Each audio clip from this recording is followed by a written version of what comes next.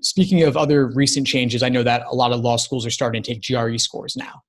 And I'm wondering, what's your experience working with applicants? Do you see people applying with only the GRE? How does that typically play out? Yeah, that's a huge change too. And back when I took the LSAT, I also took the GRE, but no law school took the GRE. And even just 3 years ago, there weren't any law schools that took the GRE. So the fact that there are about 25, 30 law schools now that accept it, that's great. It's interesting because we haven't really seen it, in place for too long, that GRE policy. So it's kind of hard to say how it affects, admission.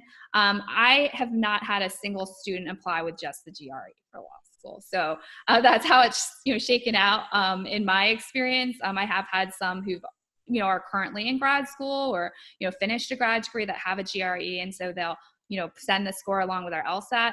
But based on anecdotes, it seems like the GRE isn't like a huge factor in admissions yet. It might be more for a non-traditional candidate who already has a graduate degree. But, for someone who's still an undergrad and they just took the GRE, I'm not sure how much more of a chance that would give them in terms of admissions, because the U.S. News and World Report, only reports the LSAT scores of these schools. Like, they don't require the GRE. So we don't really have a lot of data on how successful candidates have been with just the GRE. That's really interesting. So one example I heard was that you had an applicant who had a GRE score already, yet she still took the LSAT to apply to law school. Correct. Yeah, because at the end of the day, most law schools only take the LSAT, right? So you're putting yourself at a major disadvantage if you only have a GRE. Yeah, you'd certainly be limiting your options. Yes, unless you're, only going for like a very small number of law schools.